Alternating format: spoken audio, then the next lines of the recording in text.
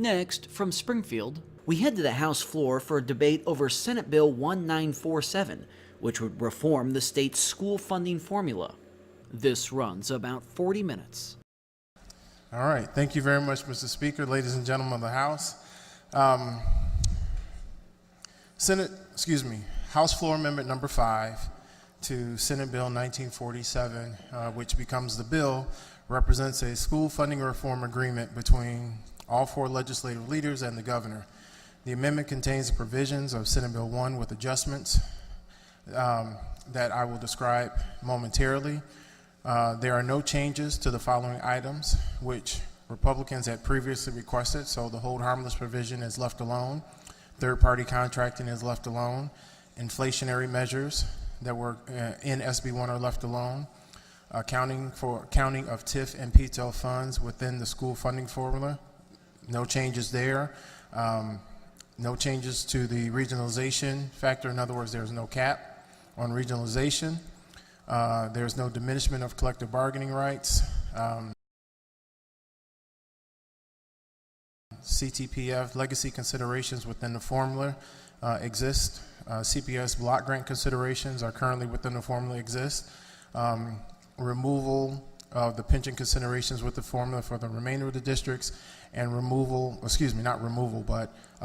minimum funding level is maintained in floor amendment number 5. With regard to changes, and again, let's go through those briefly. The minimum funding level is maintained at $350 million, but it incorporates a provision that allows for a property tax swap for school districts that are considered to be high tax, low wealth districts, The CPS normal pension costs will be moved out of the education formula and instead will be provided in the pension code, and adjustments to CPS's local resources for the district's unfunded pension costs will be extended to all school districts if they happen to pick up legacy costs as a result of tier 3 changes, and the districts will receive the same deduction.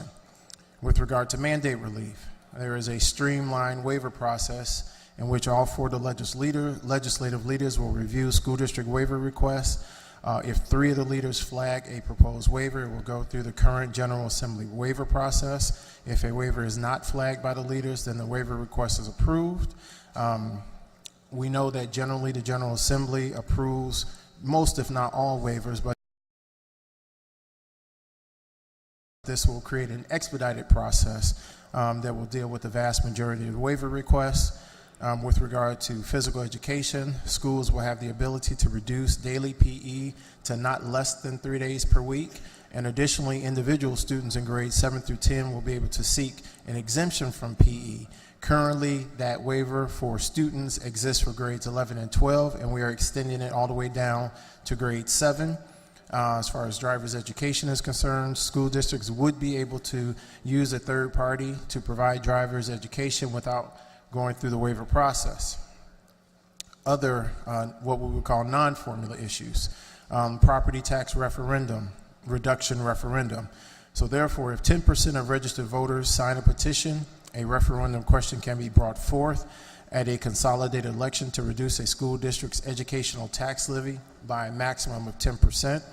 This can only happen if a district is above 110% of adequacy, and the levy reduction could not reduce a district's adequacy below the 110%.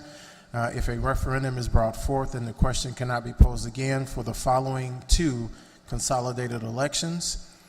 With regard to the CTPF levy, under current law, the Chicago Board of Education can levy up to 0.383% for teachers' pension costs. This proposal would increase the allowable levy to 0.567%, or an additional $120 million if fully realized.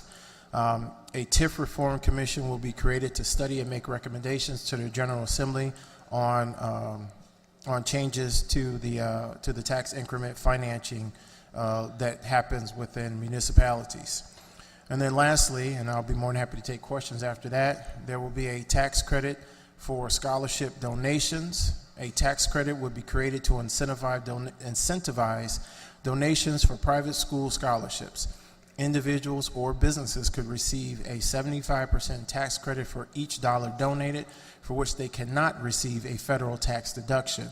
A maximum of $75 million in credits may be awarded annually, and this amount will not increase. If the full $75 million in credits is realized, this program would cover less than approximately 6,000 students, and the program would operate for 5 years as a pilot program. That being said, Mr. Speaker, I'll be more than happy to answer any questions. Gentleman moves for the passage of the bill. Without objection, we'll use the 5-minute timer on each speaker. And the first to speak is Mr. McSweeney for 5 minutes. Mr. Speaker, will the sponsor yield? Sponsor yields. First, I want to praise you, Chairman Davis, for the work you've done. You've worked on this for a long time. And I want to thank you for all your hard work and all the efforts of many people in this chamber. But I just have one question, clarification. I just want to confirm on page 546 of Amendment number 5 that the property tax increase authorization is $120 million. I understand that's for the pension levy. It's an authorization. Would that raise $120 or $130 million? According to my notes and according to James, $120 million. Great. To the bill. Mr. Speaker, the people of this state are facing a lot of tough times because of these tax increases that have gone into effect recently. They've seen the withholding on their paychecks. They're paying a soda tax in Cook County.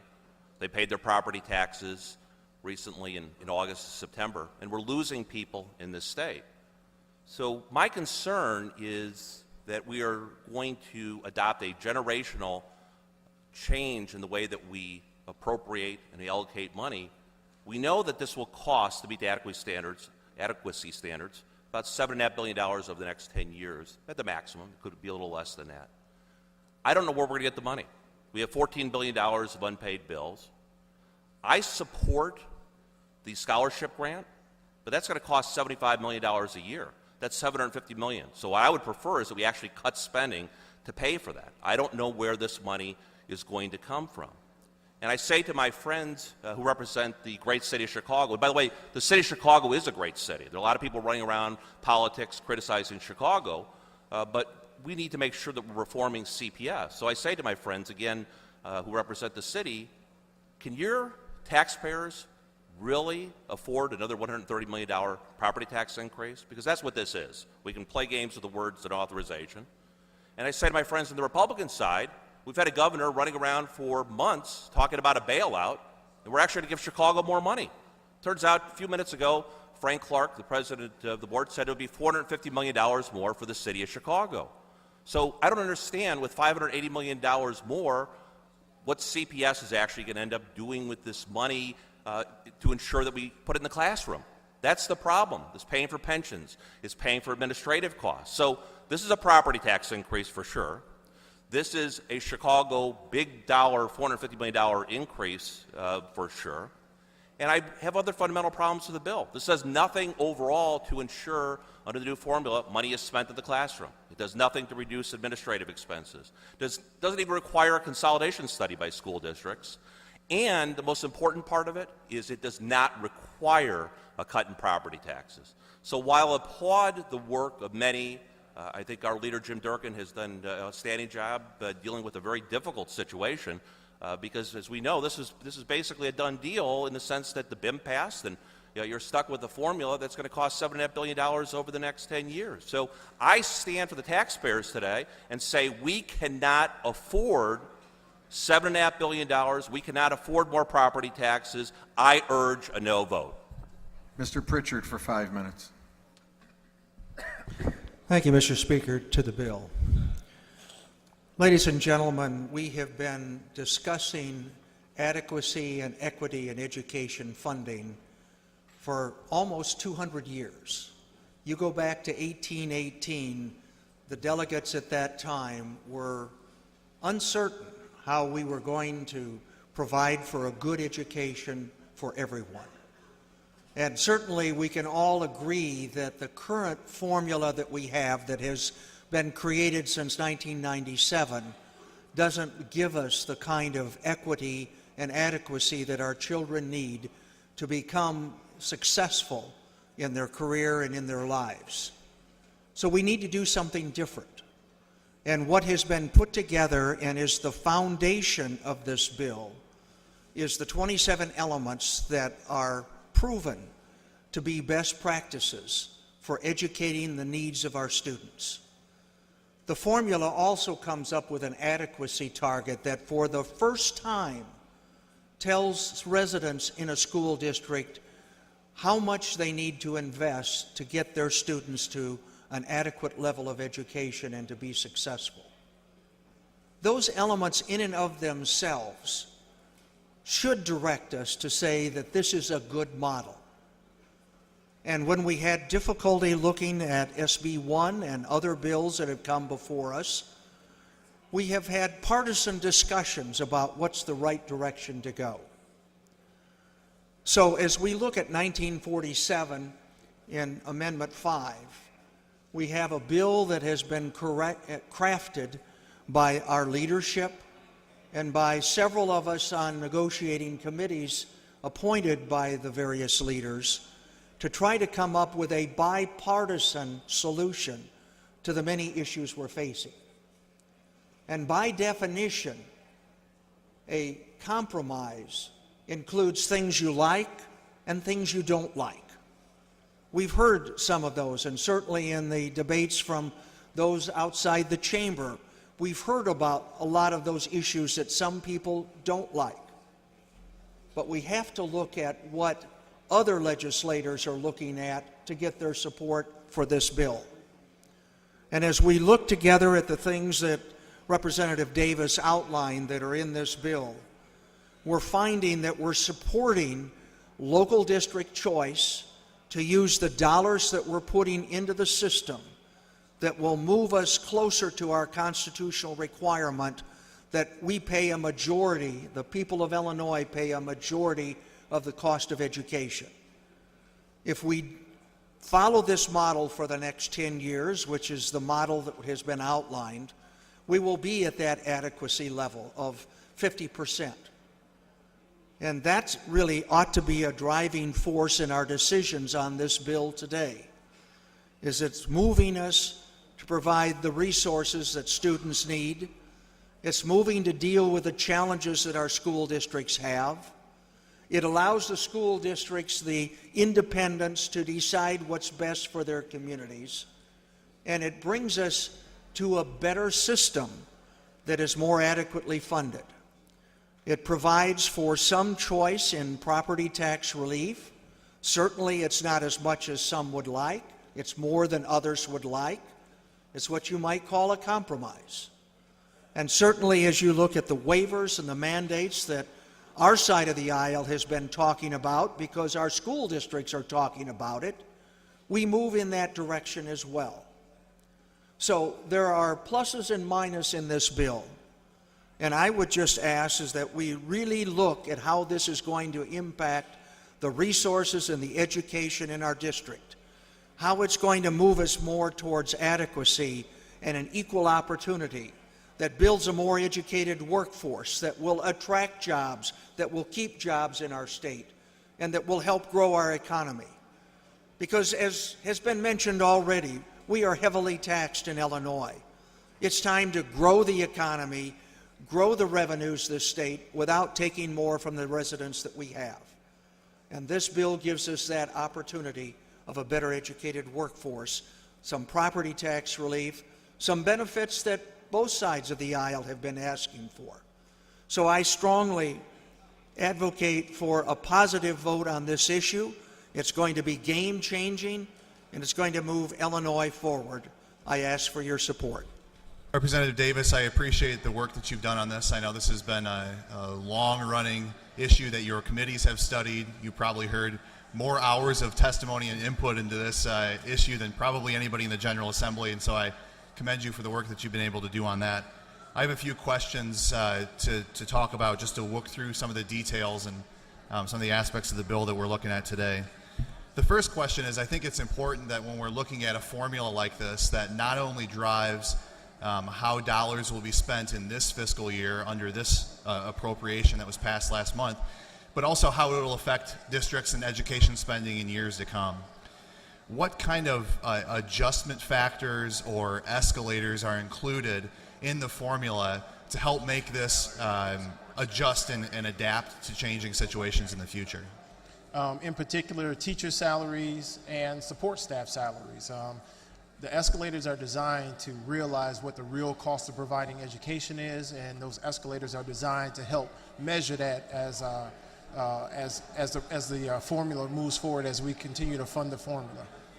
Okay, I appreciate that, because it's important that a formula not just work in the time that you designed it, but also in the future. So I appreciate your perspective on that. Another item that's I'm interested in is the treatment of property taxes in the city of Chicago. Could you describe for me the provisions in this bill that relate to property taxes for individuals and commercial institutions in the city of Chicago? What it does is that it authorizes the Chicago Board of Education to potentially raise the levy that's available for them to make payments toward their own pension system. And what's the provision in place for that? Is it simply a vote of the board? Is it a referendum that has to be approved by the city council or by voters? Or what are the steps in place to make that happen? It is a vote of the Chicago Board of Education that allows for that to happen. Okay. And a couple other aspects of the bill that were interesting to me. I had the pleasure of serving with the lieutenant governor on a commission that looked at unfunded mandates and local government consolidation. I noticed there are some provisions in this bill that address mandates. Where did those ideas for mandate relief come from, or why is mandate relief an important part of a school funding proposal? Well, presumably mandate relief is important because school districts would like to have some kind of flexibility, maybe also a way to kind of measure or be able to control some of their costs as appropriate. During the conversation, essentially two mandates always consistently came up in the conversation, and that was involving PE and driver's ed. And thanks to a conversation that I had with Representative Pritchard, another part of this conversation is a streamlined process. We know that the current process is very cumbersome. It takes a long time. So this allows for some waivers to be addressed in a more efficient manner when there can be agreement based on the four leaders. And when there's not, we still have the same process that allows for a more lengthier, more enhanced debate on approving that waiver if it is so desired. So I appreciate that, but specifically on the mandates that are being relieved, the first would be that this would allow a school district to contract with a commercial driving instructor in driver's education. Currently, that has to go through a waiver process, and even before it's streamlined, it has to go through the waiver process. What this bill would provide is that driver's education could be commercially contracted without going through the waiver process. Is that right? That is correct. And then the second mandate that's being relieved is on the physical education mandate. And is it true that this would reduce the number of days that are required, or how does this provide relief in PE? Well, currently the mandate is 5 days. This reduces it to 3 days a week, but it also has a provision for individual students where they can petition to get out of PE if they're currently involved in some type of extracurricular activity. So we're pretty familiar with the waiver process in the General Assembly. We usually have that bill that comes up that's kind of a confusing report about accept the waivers, don't accept the waivers that are recommended by SB. So tell me a little bit, you mentioned that this streamlines the waiver process. How do we kind of cut out some of that red tape for school districts? Well, it allows for the leaders to be able to review all the mandates, and if there's an agreement amongst at least 3 of the leaders, that mandate can be relieved. If there's not an agreement, we still have the process and allows the waivers to move through the process. So this is a quicker way to do that versus the way we're currently doing. The last question I have is about the property tax relief referendum. What school districts would be eligible to pursue property tax relief under this bill?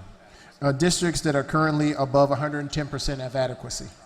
And that would happen each year. If a school district went above 110% of adequacy, they'd be eligible to take advantage of this property tax relief opportunity? They will be able to reduce by 10%, and right now that currently affects about 100 districts. Thank you, Representative, for your comments to the bill. I'd like to commend all the workers from both caucuses, from both chambers, who have spent so many hours trying to put together what I think is a reasonable compromise here. As many other speakers have indicated, there's never an ability in a compromise for one side to say they got everything they were looking for.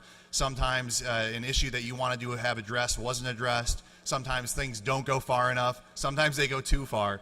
The nature of legislation that we have in this General Assembly is that many times we're forced to make a decision based on a product that's happened given the input of all 118 members, of those people who have negotiated it in a more direct way. They're the ones who are at the tables trying to come up with an agreement that they think can pass with support from both Republicans and Democrats.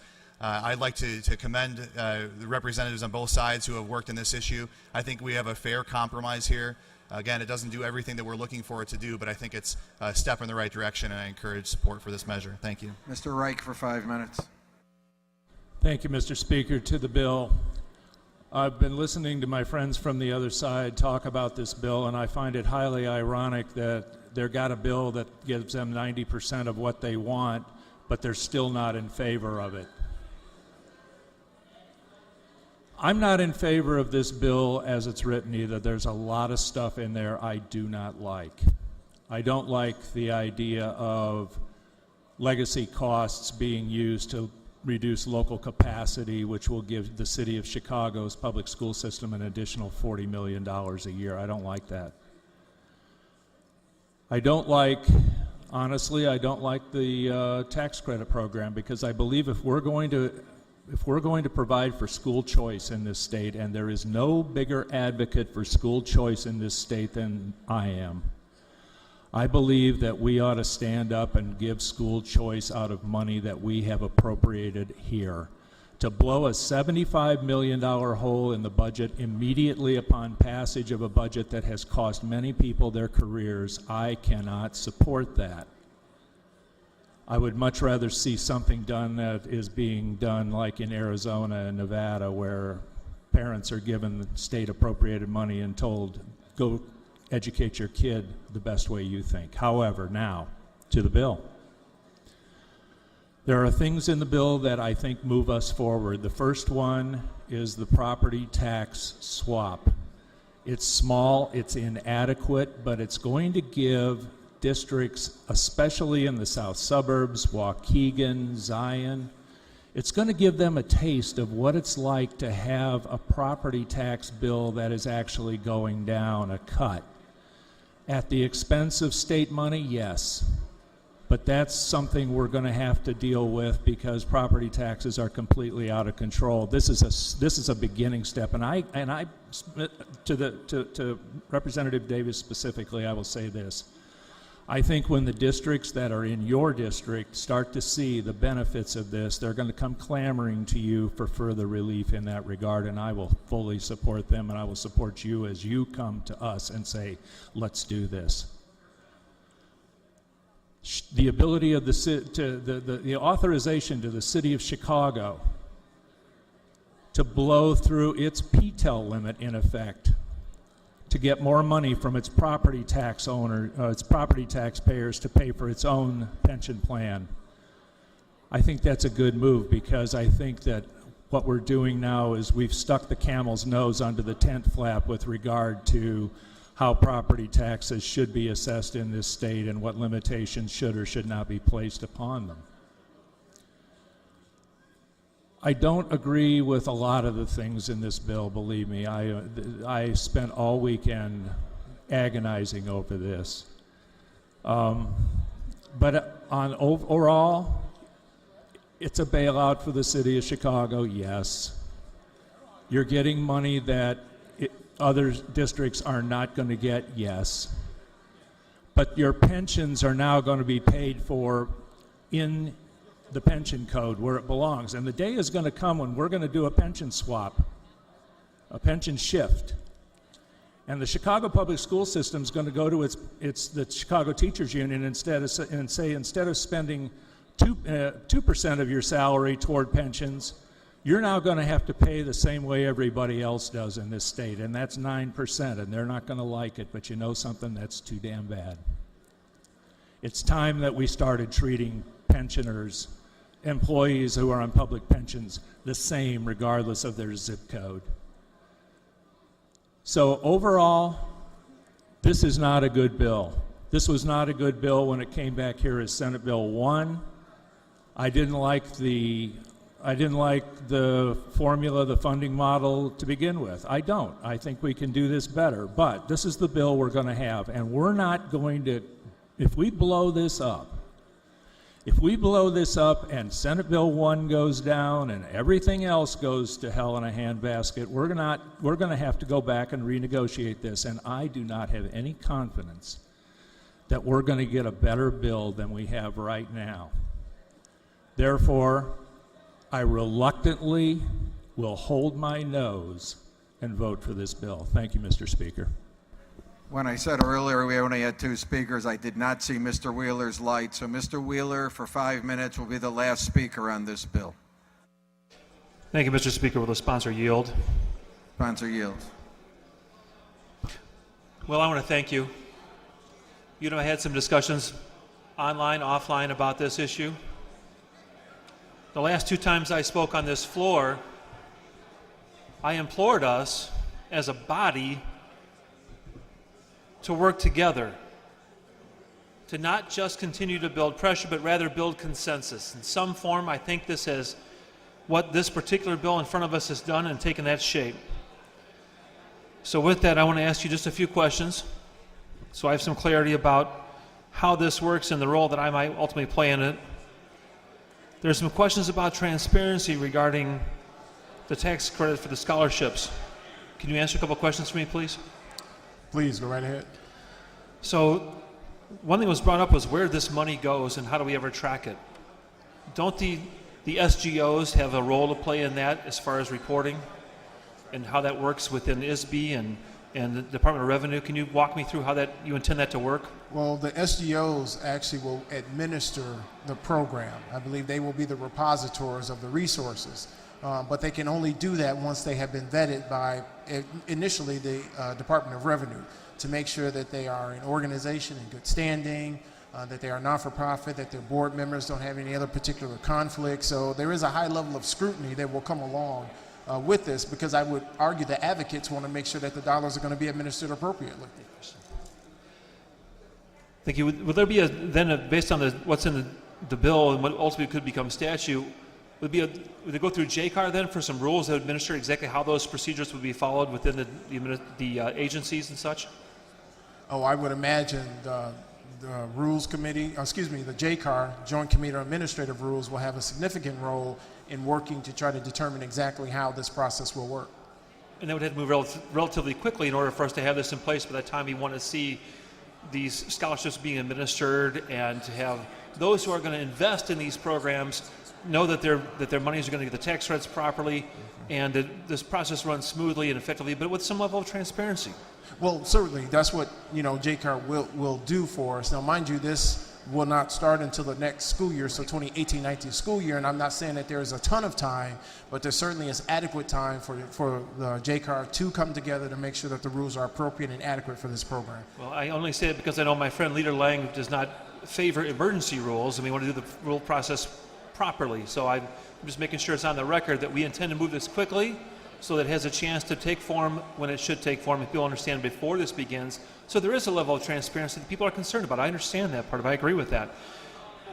Representative, does this scholarship program require any kind of results as far as what is being done with the money and who gets it and what they do with that money and what the achievements of those students? Well, at the very least, the students that participate in the program will be subject to state standards. And so we will be monitoring state standards with regard to these students as compared to students in any other public schools that are here in the state of Illinois as well. So you have at least that much in terms of scrutiny and monitoring that will take place. Okay, I think in my analysis that showed that that's a breakthrough. That's something that's not normally required in private education. Am I understanding that correctly? That's correct.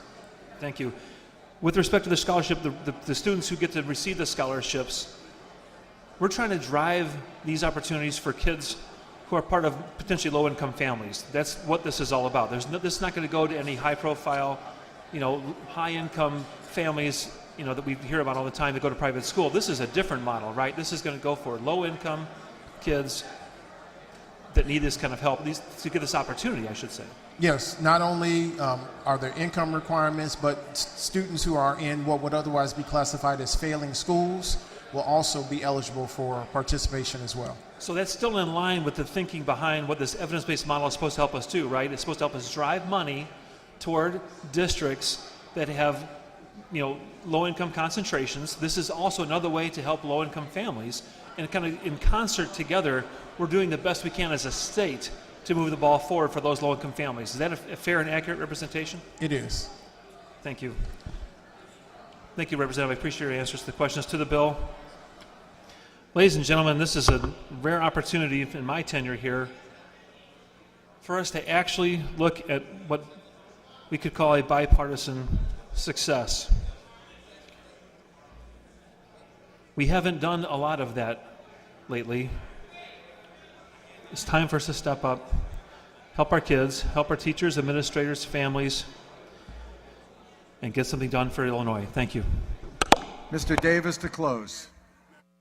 Thank you. Thank you very much, Mr. Speaker. Before I get into final comments, let me take this opportunity to thank a number of individuals and groups that participated in ultimately getting to where we are, particularly as it relates to starting with SB-1 that would include organizations like the Center for Tax and Budget Accountability, the Illinois Association of School Business Officials, Stand for Children was a very important organization relative to this discussion, as well as Advance Illinois. I also want to make sure I acknowledge particularly two members of our staff that were very instrumental in managing this process and the conference calls and all the information.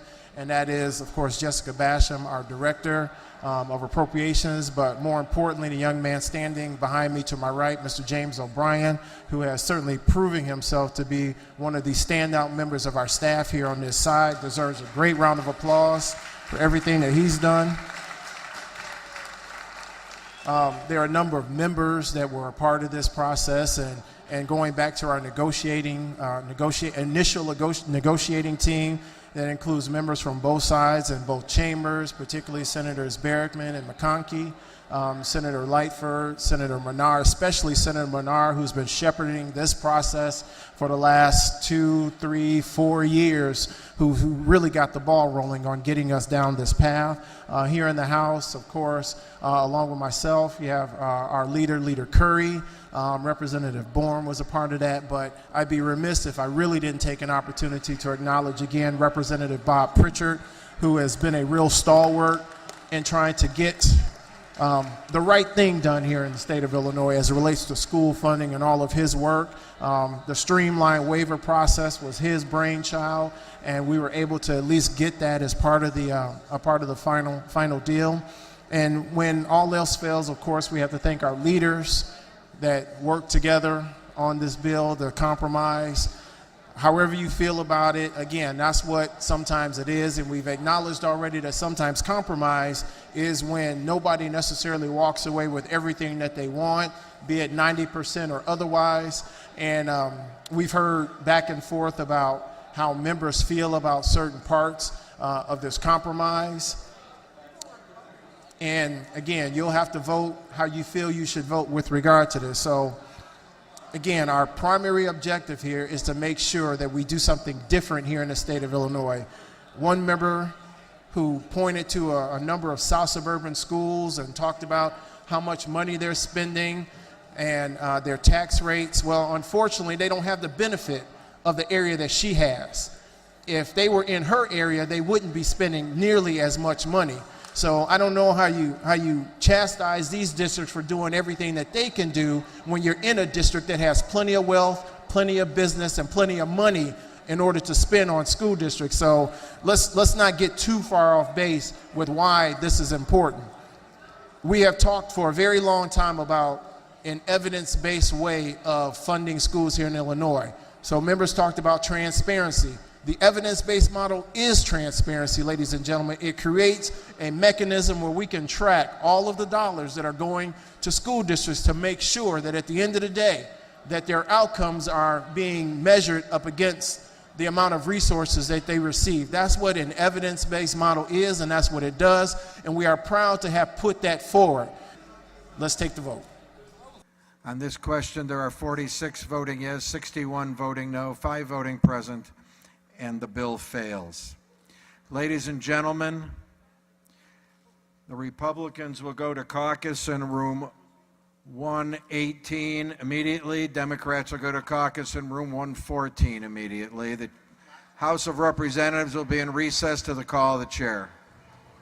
You're watching the Illinois Channel, an independent nonprofit corporation formed to provide gavel-to-gavel coverage of Illinois state government and other public affairs events taking place across Illinois.